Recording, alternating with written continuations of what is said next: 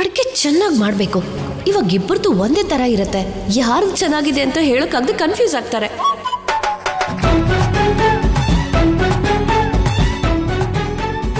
ಅಡಿಗೆ ಮನೇಲೂ ಕೂಡ ರೊಮ್ಯಾಂಟಿಕ್ ಆಗಿ ಕಾಣಿಸ್ತಿದ್ಯಾ?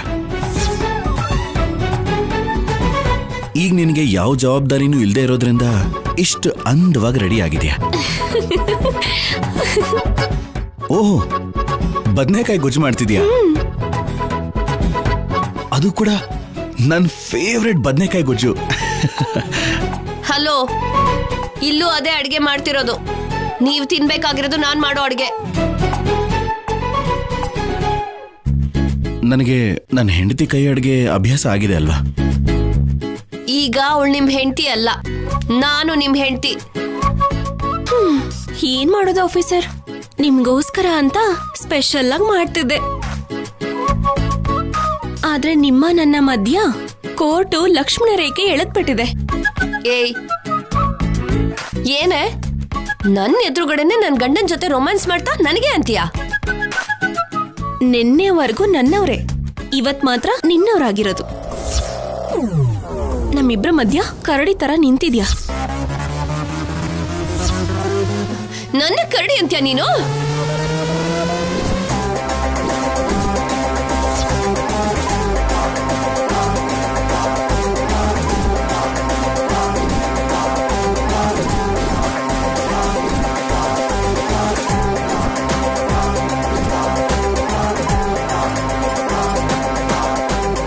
ಸ್ವಲ್ಪ ಇರಿ ಮೇಡಮ್, ನೆನ್ಪಿದೆ ಅಲ್ವಾ? ನನ್ನ ಹೆಸರು ಕಲ್ಯಾಣಿ. ನಾನ್ ಸೈಲೆಂಟ್ ಆಗಿರೋವರೆಗೂ ಅಷ್ಟೇ ನೀನ್ ಹ್ಯಾಪಿ ಆಗಿರ್ಬೋದು. ನೀನು ಮಿತಿ ಮೀರಿದ್ರೆ ನಾನು ನಿನಗಿಂತ ಮಿತಿ ಮೀರ್ತೀನಿ. ಜೊತೆಗೆ ನನ್ನ ತಡೆಯೋರು ಕೂಡ ಯಾರೂ ಇರಲ್ಲ. ಕಲ್ಯಾಣಿ, ಏನಾಯ್ತು? ಏನಾಯ್ತು ಕಲ್ಯಾಣಿ?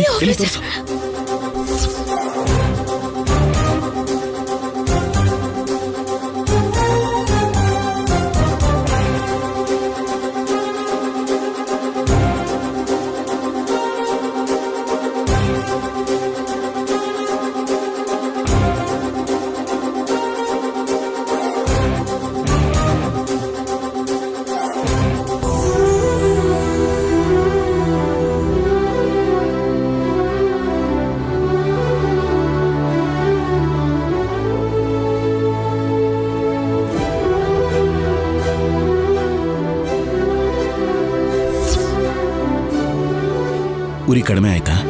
ನೀವು ಓದಿದ ಮೇಲೆ ಕಮ್ಮಿ ಆಗದೆ ಇರುತ್ತಾ? ಈಗ ನಾನು ನಿಮಗೆ ಏನೂ ಅಲ್ವಲ್ಲ? ಯಾವತ್ತಾದ್ರೂ ಸರಿ, ನೀನು ನನ್ನ ಪ್ರೀತಿನೇ ಆಗಿರ್ತೀಯ. ನನ್ನ ಮನಸ್ಸಲ್ಲಿ ಬಚ್ಚಿಟ್ಕೊಂಡಿರೋ ದೇವತೆ ಆಗಿರ್ತೀಯ.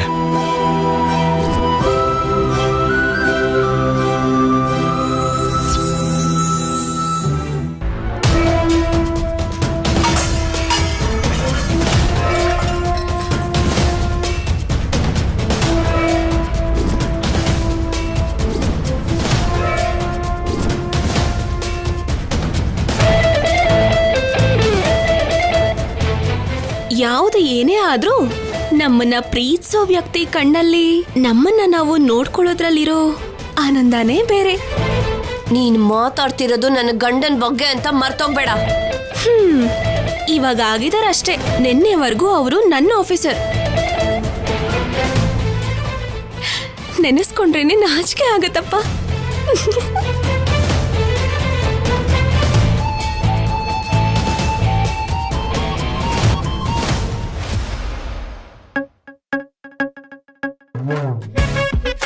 ಆಹಾ, ಇವತ್ತು ನನ್ನ ಕೈ ಅಡ್ಗೆ ತಿನ್ನೋ ಅದೃಷ್ಟ ಬಂದಿದೆ ಇವ್ರಿಗೆ. ಇಲ್ಲೋಡಿಲಿ, ಗೆರೆ ಹಾಕ್ಬಿಟ್ರೆ ಸರಿ ಹೋಗಲ್ಲ. ನಿನಗ್ ನೀನೇ, ನಮಗ್ ನಾವೇ.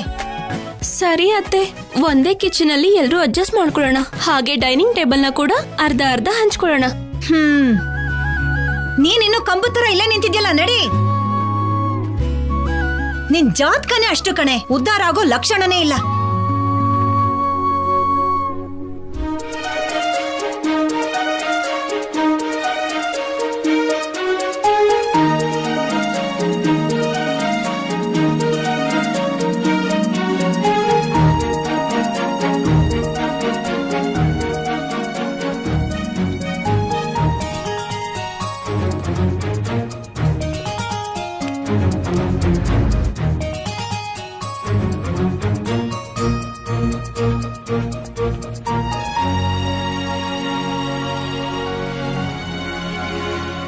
ಬದ್ನೆಕಾಯಿ ಗೊಜ್ಜು ನಾನೇ ಮಾಡಿದ್ದು ಶೌರ್ಯ. ಘಮ ಘಮ ಅಂತಿದೆ ಅಲ್ವಾ?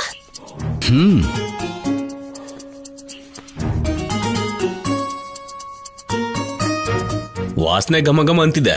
ಮೊದಲನೇ ಸಲ ಅಲ್ವಾ, ತಿಂದ್ಮೇಲೆ ಏನಾಗುತ್ತೋ. ಮೊದ್ಲು ತಿನ್ನಿ, ಆಮೇಲೆ ಗೊತ್ತಾಗತ್ತೆ.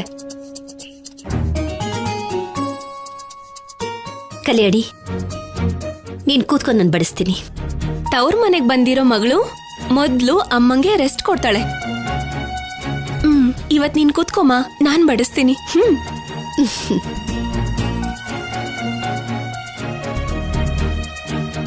ಏನಮ್ಮ ಇವತ್ತು ಅಡಿಗೆ ವಾಸನೆ ಘಮ ಘಮ ಅಂತ ಇದೆ? ಅದು ನಾನ್ ಮಾಡಿರೋ ಬದ್ನೆಕಾಯಿ ಗೊಜ್ಜಿನ ವಾಸನೆ. ತಿಂದ್ ನೋಡು, ಈ ಜನ್ಮದಲ್ಲಿ ಮರೆಯೋಲ್ಲ. ನೀನು ಕೂತ್ಕೋ, ಬಡಿಸ್ತೀನಿ. ಹಾ,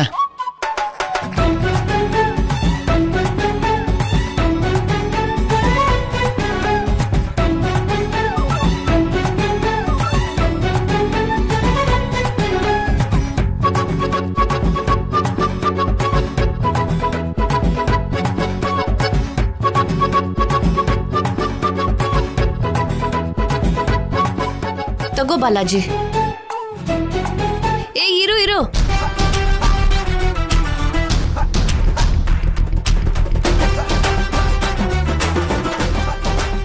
ಏನು? ನಾನ್ ಮಾಡಿರೋ ಅಡ್ಗೆ ರುಚಿ ನೋಡಿ ನೀವೆಲ್ರೂ ಮೆಚ್ಕೊಳ್ಳೋದನ್ನ ಕಲ್ಯಾಣಿ ಕಿವಿಯಾರ ಕೇಳಿಸ್ಕೋಬೇಕು. ಆಮೇಲೆ ನಿನ್ನ ಅಡ್ಗೆಗೆ ಇವರೆಲ್ಲ ಹೇಗ್ ರಿಯಾಕ್ಟ್ ಆಗ್ತಾರೋ ನಾನು ನೋಡ್ತೀನಿ. ಅಡಿಗೆ ಸ್ಪರ್ಧೆ ಇಟ್ಕೊಂಡಿರೋ ಹಾಗಿದೆ. ಏನಿದು? ನಿಜವಾಗ್ಲೂ ಸ್ಪರ್ಧೆ ಅಂತಾನೆ ಅನ್ಕೊಳ್ಳಿ ಅಜ್ಜಿ. ಅಜ್ಜಿ,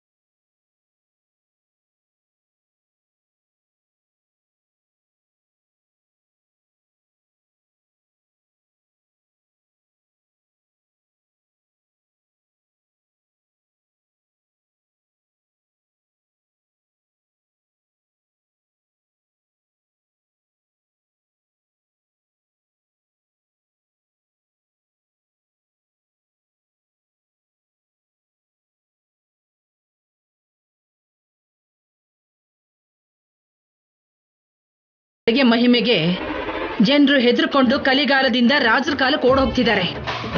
ಏನೇ ಇದು? ಅಡಿಗೆ ಮಾಡಿದ್ಯೋ ಇಲ್ಲ ವಿಷ ಹಾಕಿದ್ಯೋ? ಒಂದೇ ತುತ್ತಿಗೆ ಪ್ರಾಣ ಹೋದಾಗಾಯ್ತು.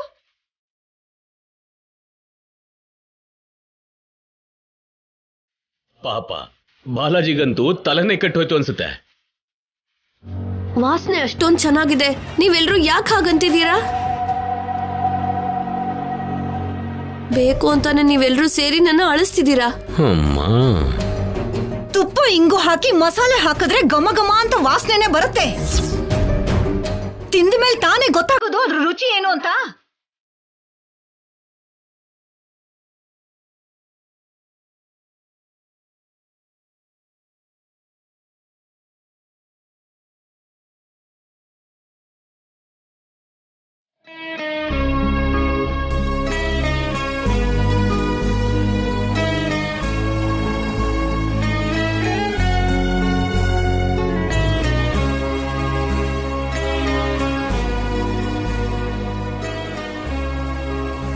ಒಂದ್ ಹೊತ್ತಿನ ಅಡುಗೆಗೆ ನಮ್ ಪ್ರಾಣಕ್ಕೆ ಪರೀಕ್ಷೆ ಇಟ್ಟಿದೆಯಲ್ಲಮ್ಮ.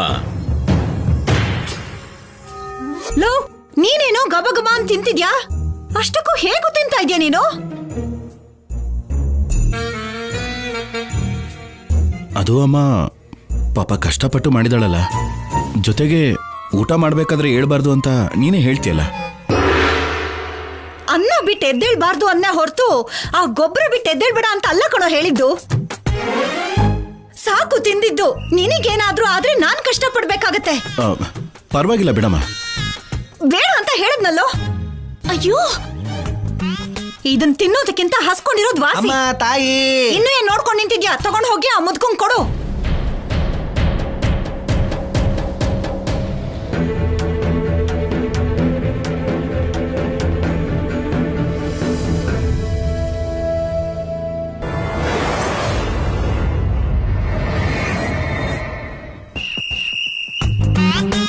ಅಮ್ಮ ತಾಯಿ, ಅಮ್ಮ ತಾಯಿ, ಸಂಜೆಯಿಂದ ನೀವು ಮಾಡ್ತಿರೋ ಬದ್ನೆಕಾಯಿ ಗೊಜ್ಜಿಗೋಸ್ಕರ ಎದುರು ನೋಡ್ತಾ ಇದ್ದೀನಿ ತಾಯಿ, ಸ್ವಲ್ಪ ಹಾಕಮ್ಮ. ಈ ಮನೆಯವ್ರಿಗೋಸ್ಕರ ಅಡ್ಗೆ ಮಾಡಿದ್ರೆ ಅವ್ರಿಗೆ ತಿನ್ನೋ ಯೋಗ ಇಲ್ಲ. ಆದ್ರೆ ನೀನಾದ್ರೂ ತೃಪ್ತಿಯಾಗಿ ತಿನ್ನು ಬಾ. ಹಾಕಮ್ಮ, ಹಾಕಮ್ಮ, ಹಾಕಮ್ಮ.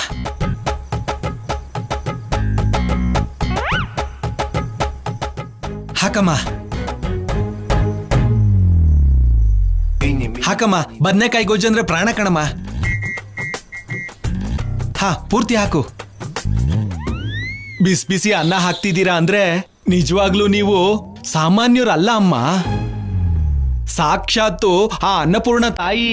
ನೀನಾದ್ರೂ ತಿಂದು ನಿಜ ಹೇಳು, ಹೇಗಿದೆ?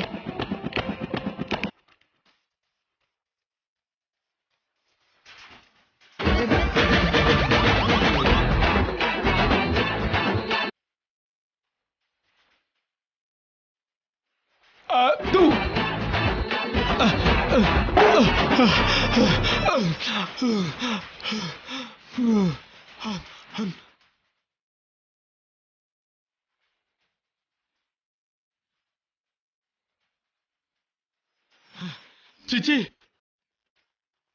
ದಿನಕ್ಕೆ 10 ಜನರು ಹಾಕೋ 10 ತರ ಸಾರ್ ತಿನ್ನೋ ನಾನು ಅಮ್ಮ, ಇಂಥ ದರಿದ್ರದ ಊಟನ ನಾನು ಯಾವತ್ತೂ ತಿಂದಿರ್ಲಿಲ್ಲ. ಅಷ್ಟಕ್ಕೂ ಆ ಮನೆ ಮಹಾತಾಯಿ ಅನ್ನ ಹಾಕ್ತೀನಿ ಬಾ ಅಂತ ಕರೆದ್ರು. ಈ ಬಿಟ್ಟಿ ಬದ್ನೆಕಾಯಿಗೆ ಆಸೆ ಪಟ್ಟು ಆ ಮನೆ ಊಟನ ನಾನು ಬಿಟ್ಟುಬಿಟ್ಟೆ. ಯಾರಮ್ಮ ಈ ಅಡ್ಗೆ ಮಾಡಿದ್ದು? ಸೆಲ್ಫಿ ತಗೊಂಡು ಸೇವ್ ಮಾಡ್ಕೋತೀನಿ. ನಿಜವಾಗ್ಲೂ ಅಷ್ಟೊಂದು ಚೆನ್ನಾಗಿಲ್ವಾ? ಈ ಊಟ ತಿಂದ್ಮೇಲೆ ಮನುಷ್ಯ ಅನ್ನೋ ಯಾರಿಗೆ ಆದ್ರೂ ಪ್ರಾಣದ ಮೇಲೆ ಆಸೆ ಇರುತ್ತೇನಮ್ಮ? ಇಂಥವ್ರಿಂದಲೇ ಅಲ್ವೇನಮ್ಮ ಗಂಡಸರೆಲ್ಲ ಸನ್ಯಾಸಿಗಳಾಗೋಗ್ತಿರೋದು. ಆ ಅಡಿಗೆ ಮಾಡಿರೋದು ಬೇರೆ ಯಾರು ಅಲ್ಲ, ಇವರೇ.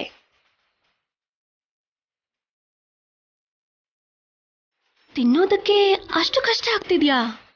ತುತ್ತು ಬಾಯಿಗಿಟ್ಟಿದ ತಕ್ಷಣ ಸತ್ತೋಗ್ಬೇಕು ಅನ್ನಿಸ್ತು ಕಣಮ್ಮ. ಅಷ್ಟು ಚೆನ್ನಾಗಿದೆ.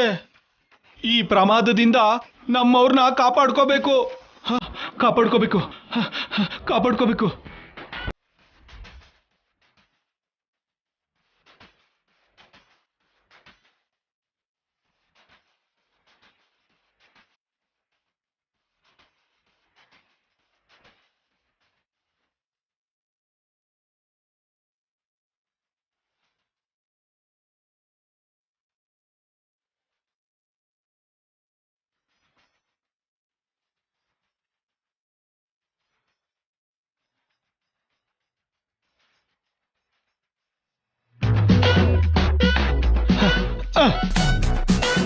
ಅಮ್ಮ, ಬದ್ನೆಕಾಯಿ ಗೊಜ್ಜು.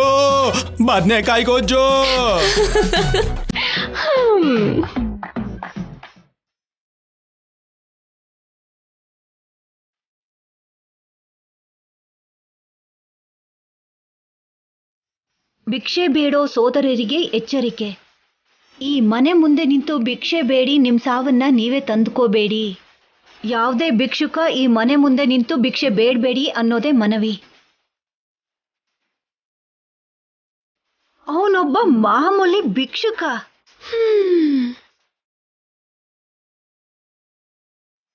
ನೋಡಿದ್ಯೇನೆ, ಏನೇ ಹಾಕಿದ್ರು ಬಾಯಿ ಮುಚ್ಕೊಂಡು ತಿನ್ನೋ ಆ ಮುದುಕನ್ಗೆ ನಿನ್ನ ಅಡ್ಗೆ ಇಷ್ಟ ಆಗ್ಲಿಲ್ವೇ? ಪಾಪ ನನ್ನ ಮಗ ಅದ್ ಹೇಗ್ ತಿನ್ನೋ ಆ 4 ತುತ್ತನ್ನ. ಯಾಕೆ ನಗ್ತಿದ್ಯಾ? ಇದೆಲ್ಲ ನಿನ್ನಿಂದನೇ ತಾನೆ? ನಿನ್ ಕೈ ಅಡಿಗೆ ಅಭ್ಯಾಸ ಆಗೋಗಿ ಅವಳ ಕೈಯಿನ ಅಡಿಗೆ ವಿಷ ಅಂತ ಅನಿಸ್ತಿದೆ. ಲೋ ಬಾಲಾಜಿ, ಆ ಪೆಟ್ಟಿ ಅಂಗಡಿಗಾದ್ರೂ ಹೋಗಿ 2 ಬನ್ನಾದ್ರೂ ತಗೊಂಡ್ ಬಾರೋ. ನಾನು ನನ್ ಗಂಡ ಹಾಲಲ್ಲಿ ಹಚ್ಕೊಂಡ್ ತಿಂತೀವಿ. ಹಾಗೆ ಆಗಲಿ ಮಾತೆ, ನಿಮ್ಮ ಆಜ್ಞೆ. ಈಗಲೇ ಬೇಟೆ ಆಡಿ ಆ ಬನ್ನುಗಳನ್ನ ತರೋಣ. ಅಯ್ಯಪ್ಪ, ಅಯ್ಯ,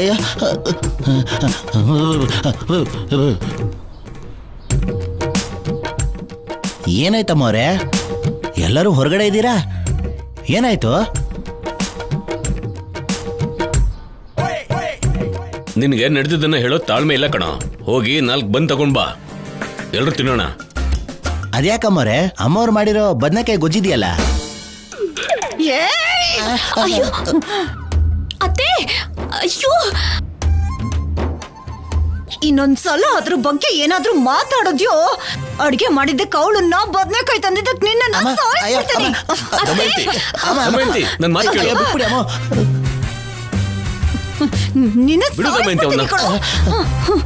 ಅರ್ಥ ಆಯ್ತಮ್ಮ, ಬಂದ್ಬೇಕಷ್ಟೇ ತಾನೇ, ತಗೊಂಡ್ಬರ್ತೀನಿ ರೀ. ಅಮ್ಮ,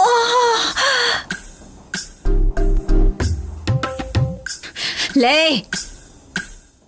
ಕೋರ್ಟಿಂದ ಆರ್ಡರ್ ತರದಲ್ವೇ, ಗಂಡಂಗೆ ಹೇಗ್ ಒಳ್ಳೆ ಅಡಿಗೆ ಮಾಡಿ ಬಡಿಸ್ಬೇಕು, ಮಗುನ ಹೇಗ್ ನೋಡ್ಕೋಬೇಕು ಅಂತ ಕಲ್ತ್ಕೋ. ಅಮ್ಮ, ನನ್ ಕೈಲಿ ಆಗ್ತಾ ಇಲ್ಲ ರೀ, ಸುಸ್ತಾಗ್ತಿದೆ, ಒಳಗಡೆ ಕರ್ಕೊಂಡು ಹೋಗಿ. ಅಂತಿ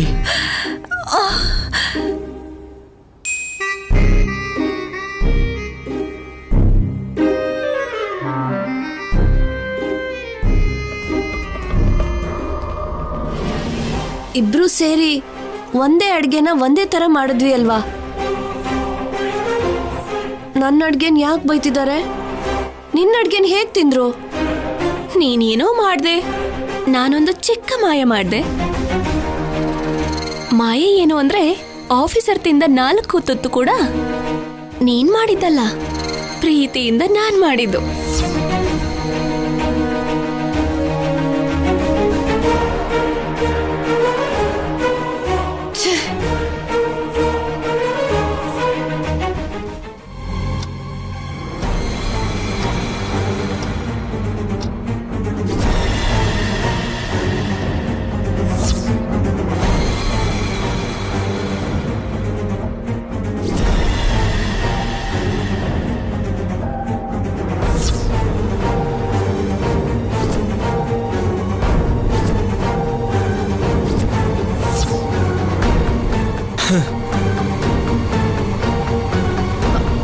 ಏ ಸಿದ್ದು, ಯಾಕೋ ಸಿದ್ದು ಹಾಗ್ ಬಿಸಾಕ್ಬಿಟ್ಟೆ? ನಿಮ್ ಅಕ್ಕನ ಹತ್ರ ಮಾತಾಡ್ಬೇಕು ಅಂದ್ರೆ ಏನ್ ಮಾಡೋದು? ಇವಾಗ ನಾವು ಪ್ರತಿ ಹೆಜ್ಜೆನೂ ಹುಷಾರಾಗಿಡ್ಬೇಕಮ್ಮ. ಈ 2 ವಾರಗಳ ಗಡುವು ನಾವು ಹುಷಾರಾಗಿದ್ರೆ ಸಾಕು. ಅಷ್ಟರಲ್ಲಿ ಸಂಪದ ಅಲ್ಲಿ ನಮಗೆ ಬೇಕಾಗಿರೋ ದುಡ್ಡು ಒಡವೆ ಎಲ್ಲ ರೆಡಿ ಮಾಡ್ತಾಳೆ. ನನಗಂತೂ ನಂಬಿಕೆ ಇಲ್ಲ. ಅವಳೇನಾದ್ರೂ ನಮಗ್ ಮೋಸ ಮಾಡಿದ್ರೆ ನಮ್ ಪರಿಸ್ಥಿತಿ ಭಿಕ್ಷೆ ಬೇಡ ಕೂಡ ಆಗೋದಿಲ್ಲ.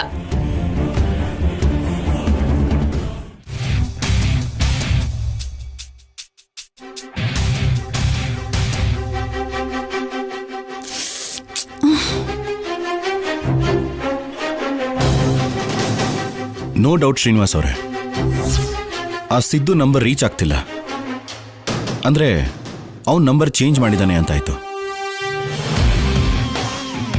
ಅವನ್ ನಮ್ಮ ಅಟ್ಯಾಕಿಂದ ತಪ್ಪಿಸ್ಕೊಂಡಿರೋದಕ್ಕೆ ಮನೆ ಬದಲಾಯಿಸಿರ್ತಾನೆ. ಅಪ್ಪ ಬದುಕ್ದೆ ಇನ್ನೊಂದ್ ಸ್ವಲ್ಪ ಹೊತ್ತು ಇಲ್ಲೇ ಇದ್ದಿದ್ರೆ ನಾನು ಸಿಕ್ಕಾಕೋತಿದ್ದೆ. ಶ್ರೀನಿವಾಸ್ ಅವರೇ, ನಾನು ಹೇಳೋದನ್ನ ಕೇರ್ಫುಲ್ ಆಗಿ ಕೇಳಿಸ್ಕೊಳ್ಳಿ. ಆ ಸಿದ್ದು ಬೇರೆ ನಂಬರ್ಸಿಂದನಾದ್ರೂ ಸಂಪದಾಗ್ಲಿ ನಮ್ಮ ಪಲ್ಲವಿ ಅತ್ತೆಗಾಗ್ಲಿ ಕಾಲ್ ಮಾಡೋ ಚಾನ್ಸಸ್ ಇರುತ್ತೆ. ಸೊ ನಮ್ಮ ಮನೆಯವ್ರ ಫೋನ್ಗಳನ್ನು ಕೂಡ ಟ್ಯಾಪ್ ಮಾಡಿ. ಅವನು ನಾನು ತಪ್ಪಿಸ್ಕೊಂಡಿದ್ದೀನಿ, ಕಾನೂನು ನನ್ನ ಏನು ಮಾಡೋಕ್ಕಾಗಲ್ಲ ಅಂತ ಅನ್ಕೊಂಡಿರ್ತಾನೆ.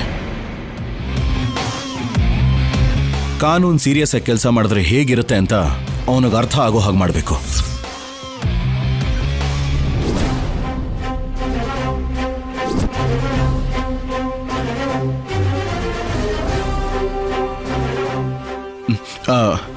ಖಂಡಿತ ಶ್ರೀನಿವಾಸ್ ಅವರೇ, ನ್ಯಾಯನ ನಾವು ಗೌರವಿಸ್ಬೇಕು. ಅದಕ್ಕೆ ಕೋರ್ಟ್ ತೀರ್ಪಿಗೆ ತಲೆ ತಗ್ಸಿ ನನ್ನ ಮೊದಲನೇ ಹೆಂಡ್ತಿನ ಕರ್ಕೊಂಡು ಬಂದಿದ್ದೀನಿ. ಆದರೆ ಜಾಬ್ ಇಲ್ಲದೆ ಇರೋದ್ರಿಂದ ಈ ಕಡೆ ಮನೆ ಮೇಂಟೆನೆನ್ಸ್ಗೆ, ಆ ಕಡೆ ಕಲ್ಯಾಣಿ ಮೇಂಟೆನೆನ್ಸ್ಗೆ ಸ್ವಲ್ಪನಾದ್ರೂ ಕೊಡಬೇಕಲ್ಲ.